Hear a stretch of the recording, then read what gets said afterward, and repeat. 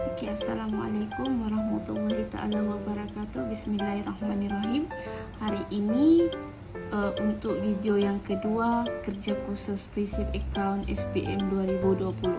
Memandangkan kita punya PKP dilanjutkan, so teacher expect mungkin sekarang guru-guru kamu akan push untuk kamu melakukan kerja kursus secara bersendirian ataupun dia ada dua, sama ada kamu kena buat sendiri ataupun yang kedua akan buat pada waktu musim persekolahan. Tapi bila kamu dengar Perdana Menteri kata mungkin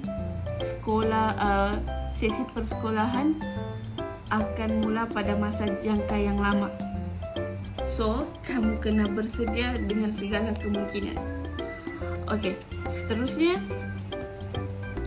kan sebelum video ni teacher sudah explain berkenaan pengenalan macam mana kita mau buat kita punya data syarikat, and then sebutan harga untuk harga-harga yang kita jual dan rekod penggunaan gelanggang. Okey, so teacher sudah buat rekod penggunaan gelanggang ni. Okey, ini teacher punya rekod.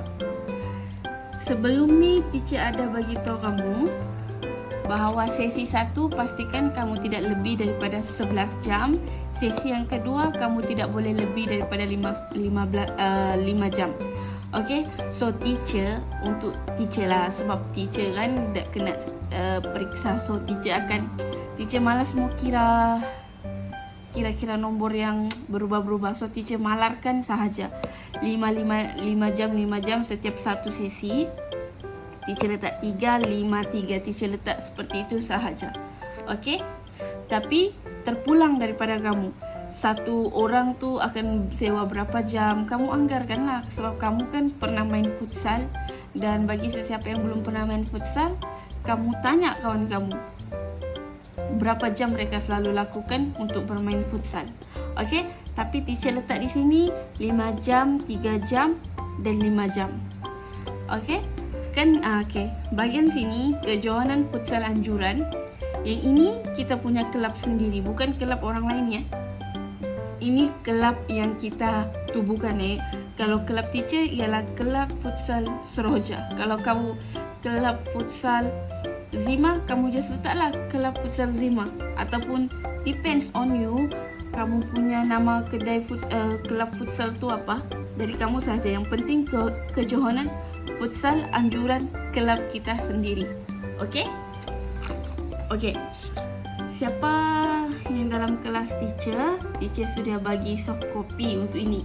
Kalau kamu buat based on daripada cikgu kamu beri pun it's okay, dari kamu sahaja, ataupun kamu nak berlandaskan daripada kertas soalan. Yes, semua sama.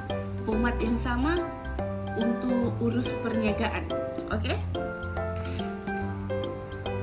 Okey, kenapa teacher punya agak berbeza sedikit? Disebabkan teacher tambah ini bilangan. Teacher tambah bilangan. Kenapa teacher tambah bilangan? Sebab kita perlu melakukan urus niaga sebanyak 66 urus niaga kelab. So, teacher letak bilangan 1, 2, 3. It mean ini urus niaga 1, urus niaga kedua, urus niaga ketiga, and so on. So, untuk tidak mengelakkan kekeliruan kepada kamu. Okey, sekarang ni untuk video ni kita akan fokus bahagian urus niaga sahaja. Untuk nama dokumen dan nombor dokumen teacher akan bagi dalam video selanjutnya. Okey? Maksudnya video apabila kita sudah selesai buat urus niaga. Okey, yang pertama pada urus niaga 1, tarikh 1 Mac tahun 2020. Dia kata bayaran sewa bangunan bernilai kosong kan? Maksudnya kamu kena letak sendiri. So teacher bagi saranan at least melebihi 6,000 sebab bangunan tidak masuk akal jika dia di bawah 6,000. Okey?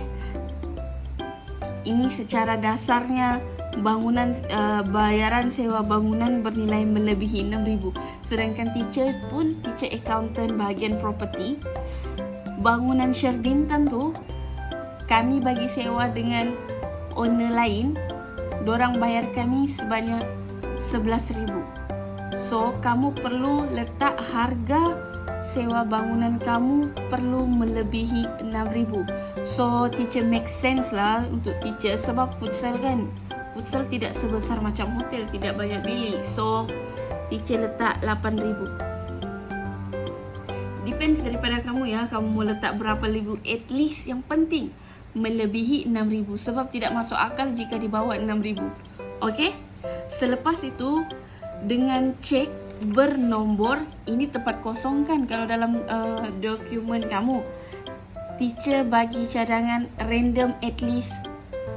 Kalau buku cek dia memang 6 nombor. So depends dengan sekolah masing-masing. Kadang-kadang ada cikgu suruh starting dengan nombor cek begini-begini, ada cikgu suruh kamu pikir sendiri. So yang penting nombor cek buku cek kamu mesti 6 digit. Okay? Okay, settle untuk urus niaga nombor 1. Boleh faham kan? Yang ini kamu just isi tempat kosong, nilai sewa bangunan serta nombor cek. Okay, next. Okay, next dia kata jualan tunai barang perniagaan. Jualan tunai barang perniagaan, minuman isotonik, air mineral, air kotak, bar coklat. Kalau kamu ingat, kita pernah isi dekat mana? Kita isi di bahagian sebut harga. Okey, kamu kena perlu ada juga untuk kamu punya sebut harga, okey? Okey, sebut harga teacher di sini ialah RM3, RM1, RM2 dan RM4. So, masukkan sahaja di dalam kotak kamu. RM3.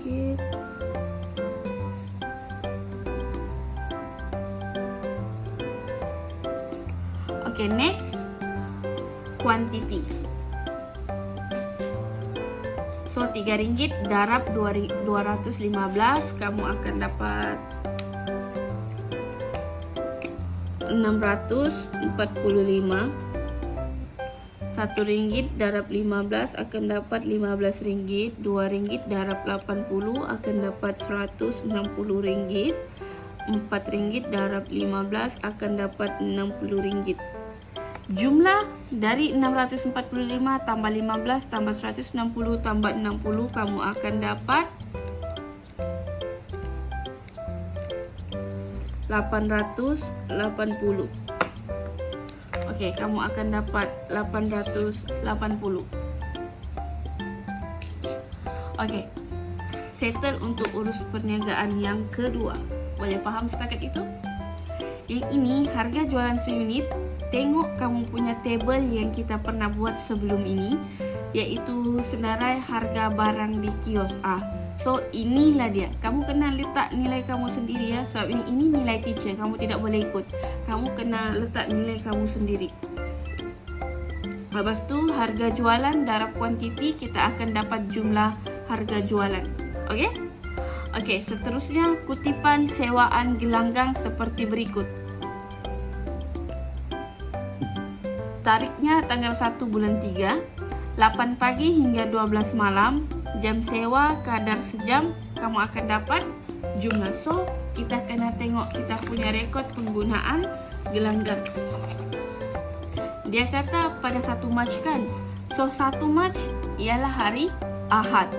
Dia kata 8 pagi hingga 12 malam. So, maksudnya sesi 1 plus sesi 2. Sesi 1 tambah sesi 2, kamu akan dapat 27 jam sewa. Okey, 27 jam sewa. Tanggal 1 tu hari apa? Inilah fungsinya kenapa teacher letak hari. Sebab kita punya sebut harga based on day kan. Maksudnya based on hari. Kalau hari Jumaat lain harga, hari Isnin lain harga, hari Selasa lain harga. So itulah kegunaan hari. So tanggal 1 Mac hari Ahad. So kamu tengok kamu punya tender sebut harga. Hari Ahad, Jumaat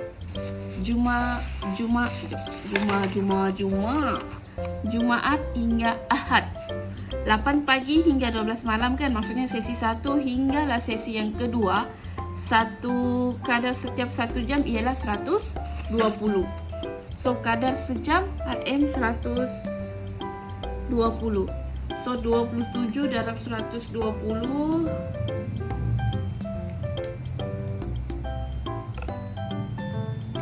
kamu akan dapat 3240. So 3240 dia punya jumlah.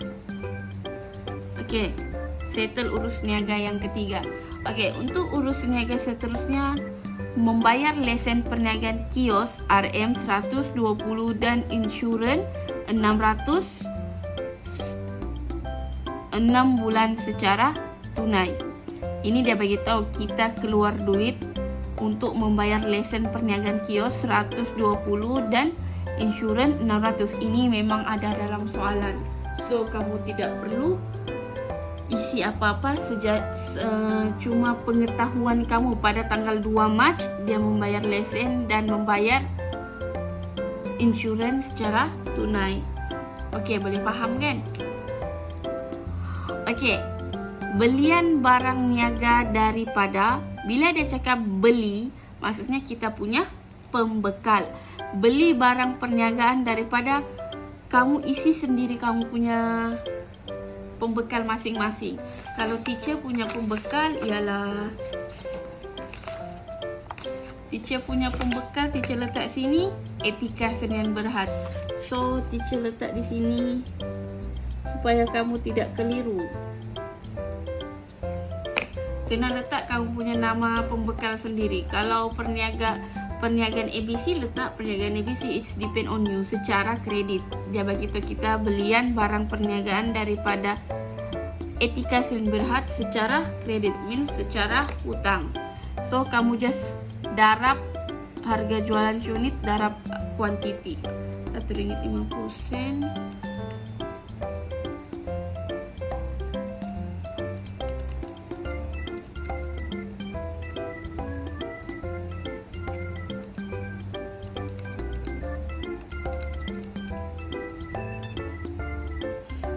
So 1440 tambah 720 tambah 168 2328. Okey, boleh faham? Yang ini dalam urus niaga yang kelima ni, kamu perlu kenal pasti siapa pembekal kamu yang kamu namakan, and then kamu just isi tempat kosong untuk jumlah hutang tersebut. So RM1.50 dalam 960, 60 sen dalam 1200, 70 sen dalam 240. Kamu total upkan, kamu akan dapat nilai yang baru. Okey, saya harap kamu faham setakat situ. Okey, next. Thank you. Next, urus niaga yang ke-6. Urus niaga yang ke-6 ni, kutipan sewaan gelanggang seperti berikut. Dia buat kutipan sewaan gelanggang pada tanggal 3 Mac 2020. Tengok tanggal dia ya, tarik dia tanggal 3. So, rujuk balik kamu punya rekod penggunaan gelanggang. Pada tanggal 3 Mac ialah hari Selasa. Pada hari Selasa, berapa harga kadar untuk 1 jam kamu kenakan? Hari Selasa ini, Isnin hingga Selasa. Sesi 1 RM60, sesi 2 RM80. So, dia ada letak sini 8 pagi hingga 7 malam. Jam sewanya, jam sewa kita dalam gelanggang tu berapa? Tanggal 3 Mac. Tanggal 3 sesi pagi ialah 16. Sesi yang kedua ialah 9. Kadar jam sewa RM60 dengan RM80. Okey, yang ini jam sewa dan kadar sejam sewa ikut kamu punya harga, bukan ikut harga teacher ya. Teacher bagi contoh sahaja. Jam sewa ni kamu lihat di rekod penggunaan gelanggang. This one. Tanggal 3 Mac kan? So, refer sini. 3 Mac hari Selasa. So, hari Selasa dia punya kadar sewa sejam ialah kadar sewa sejam Isnin hingga Selasa. So, kadar sewa sejam 60 dengan 80 ringgit. So, 60 hingga 80 ringgit kamu just darabkan 16 darab 60 960 9 darab 80 720. So 720 tambah 960 1680. Okey, dan urus niaga ke-6. Settle. Urus niaga seterusnya, menerima yuran penyertaan 200 setiap pasukan daripada 20 pasukan yang akan menyertai pertandingan futsal anjuran kelab pada 14 hingga 15 Mac berjumlah. So, dia kata kita sudah terima duit pada tanggal 4 ni, kita sudah terima duit yuran daripada setiap pasukan, dan pasukan mempunyai 20 pasukan yang akan menyertai pertandingan futsal yang kita anjurkan pada tanggal 14 dan 15. So, untuk mendapatkan jumlah tersebut 200 kamu darab dengan 20 ringgit. So, kalau 200 darab 20 ringgit 4,000. Okey, boleh faham? Okey, seterusnya settle urus niaga yang ke-7. Seterusnya urus niaga yang ke-8. Tunai dibankkan. Yang ini kita kena cari sendiri, bukan? Maksudnya kamu kena kira sendiri berapa duit yang kamu kena bank in-kan hasil daripada tunai yang kamu terima. So, teacher ada buat pengiraan di dalam video ni supaya kamu lebih faham. Jika kamu guna teacher punya kertas lah. Okey.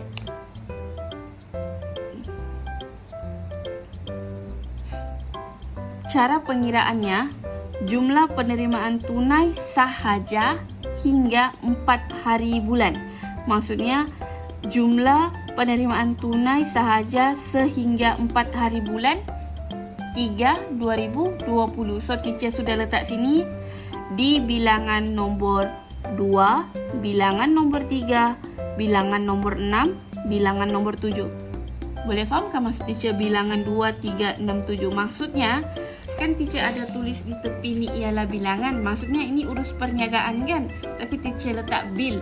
So, di sini yang dalam kurungan teacher buat ni 2, 3, 6, 7 itu ialah urus niaga. Maksudnya urus niaga yang kedua, urus niaga yang ketiga, urus niaga yang ke-6 dan urus niaga yang ke-7. Okey, kan teacher bilang tambah. So, maksudnya 1, 2, 3, 4 ke-4, 4 urus perniagaan ini kamu kena tambah, kamu akan dapat jumlah di sini. Boleh faham? Jelas? So, kamu kira sendiri kamu punya, sementara teacher pun kira teacher punya jumlah urus niaga. Urus niaga yang kedua ialah kamu ambil jumlah sahaja 880 tambah urus niaga yang ketiga ialah 3240 tambah urus niaga yang ke-6 ialah 1680 tambah urus niaga yang ke-7 ialah 4,000. So, 9,800.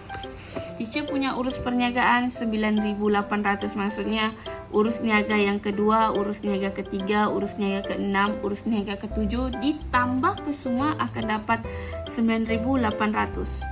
Lepas itu kita tolak jumlah pembayaran tunai sahaja. Maksudnya kamu kena tolak jumlah pembayaran tunai. Apa yang kita buat jumlah pembayaran tunai? Apa yang kita sudah bayar secara tunai? So, teacher ada letak dalam kurungan. Maksudnya urus niaga yang keempat. So, kamu kena rujuk urus niaga kamu yang keempat. Urus niaga kamu yang keempat iaitu membayar lesen perniagaan kios sebanyak 120 dan insurans sebanyak 600 6 bulan secara tunai. So, maksudnya 120 tambah 600 kamu akan dapat 720. So 9.800 tolak 720, kamu akan dapat 9080. Okey, boleh faham? Boleh faham macam mana teacher boleh dapat baki jumlah tunai di tangan 9080? Okey? Okey. Teacher harap kamu faham. Okey, lepas tu barulah kamu boleh nyatakan berapa nilai yang kamu ingin bank in ke dalam bank. Okey, tips nombor 1. Jangan bank in semua duit anda. Kalau kamu bank in semua duit kamu, macam mana kamu mau beli peralatan untuk pertandingan kamu? Macam mana kamu mau beli macam mana kamu mau beli barang-barang yang kecil-kecil untuk kamu punya kelab? Kan? So, kamu tidak boleh bank in ke semuanya. Means kamu tidak boleh bank in 9080. No. Totally wrong. Kamu kena simpan sedikit duit di tangan. Okey, kalau teacher lah, teacher akan bank in 8,000. So, akan ada balance berapa tunai di tangan? Tolak 8,000. So, tunai di tangan teacher 1080. Kalau student tanya, teacher, kalau saya mau bank in 9,000 boleh ke teacher? Boleh, tapi logik kah kamu pegang duit secara tunai RM80? Apa yang kamu boleh beli dengan RM80? At least kamu kena simpan 1,000 di tangan. At least, okay? At least. So, tidak logik jika kamu pegang RM80 tunai di tangan. Sangat tidak logik. Okay, boleh faham? So, kalau kamu mau lagi faham, kamu boleh pause video ni untuk kamu back to macam mana teacher boleh dapat 9.800, 7.200 dengan 9080 dengan 8,000. Okay? Teacher harap kamu faham. Settle soalan nombor urus niaga yang ke-8. Okay, seterusnya. Yuran diterima daripada ahli berikut. Ini urus niaga yang ke-9. Maksudnya, kita terima duit daripada ahli. Yuran tempoh perkawinan lepas, kita dapat ahli 5 orang bayar RM20. Macam mana teacher boleh dapat kadar yuran ni? Tengok kembali soalan anda. Ini RM20, RM20, RM20, RM50. Teacher dapat daripada soalan. Bukan teacher main letak saja. Teacher tengok soalan. So, kena baca balik soalan dan kenal pasti di mana nilai tersebut. Okay? So, 5 darab 20 akan dapat RM100.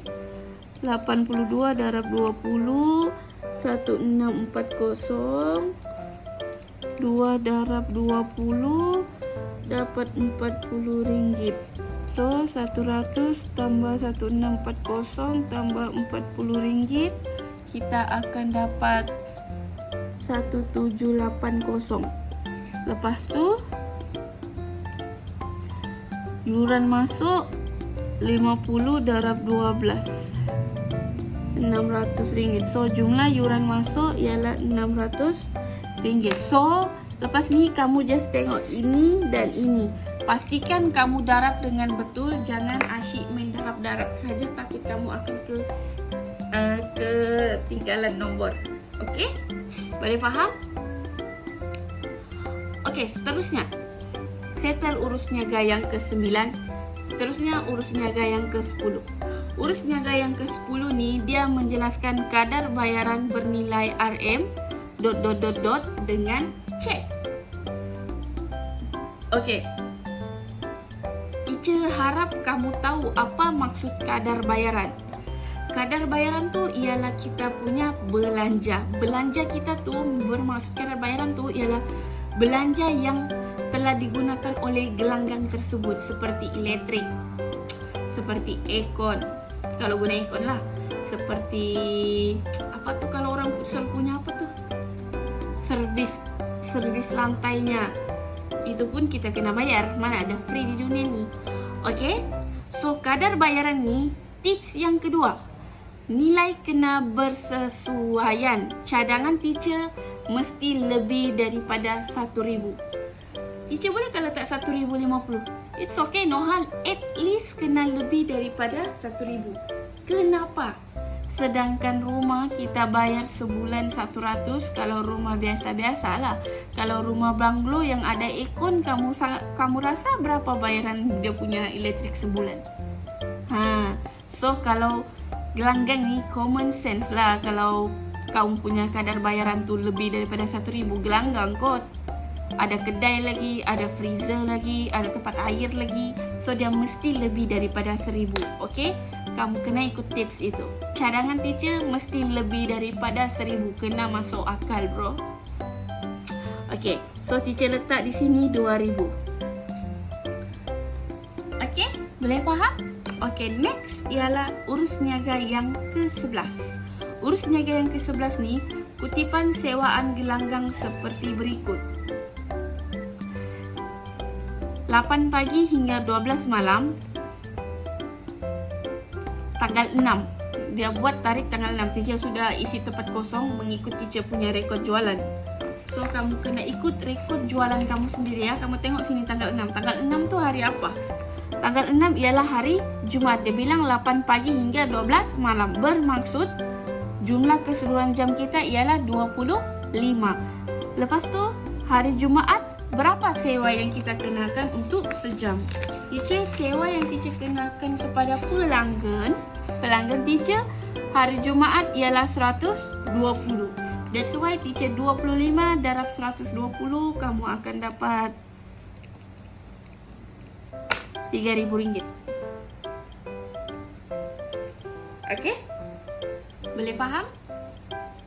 Okay. Yang terakhir untuk dalam video ini, teacher buat sampai urus niaga yang ke-12 saja. Nanti teacher akan sambung seterusnya. Sebab kalau teacher mau buat satu video ni panjang tu, urus niaga 66. Nanti kamu pun bosan dengan suara teacher, dengan cara teacher mengexplain. So kita pause sampai urus niaga yang ke-12 agar kamu senang rujuk balik. Okay? Urus niaga yang ke-12 pada tanggal 6, jualan tunai barang perniagaan. Okey, harga jualan seunit ni berdasarkan teacher punya harga jualan yang kita buat video sebelum ini. RM3, RM1, RM2 dan RM4. Kamu just darab dan akan dapat jumlah RM3 darab 58 174, RM1 darab 135 135, RM2 darab 30 RM60, RM4 darab 5 akan dapat RM20. 174 tambah 135 tambah 60 tambah 20. So kamu akan dapat RM389. Betul ke? 174 tambah 135 tambah 60 tambah 20. Okay, so kamu akan dapat RM389 untuk jualan tunai barang perniagaan. Okay, settle untuk urus niaga yang ke-12. So sampai sini saja video teacher. Teacher akan update selanjutnya untuk urus niaga ke-13 hinggalah ke urus niaga yang ke-66. So, teacher cadangkan, jika kamu melihat video ini, teacher cadangkan sambil lihat video, sambil buat kerja kursus. Itu memudahkan kamu untuk melakukan kerja kursus. Okey? Teacher harap kamu boleh faham apa yang teacher cuba sampaikan dan kamu boleh praktikkan dengan kerja kursus yang cikgu masing-masing atau sekolah masing-masing telah berikan. Okey, sekian, terima kasih. Assalamualaikum.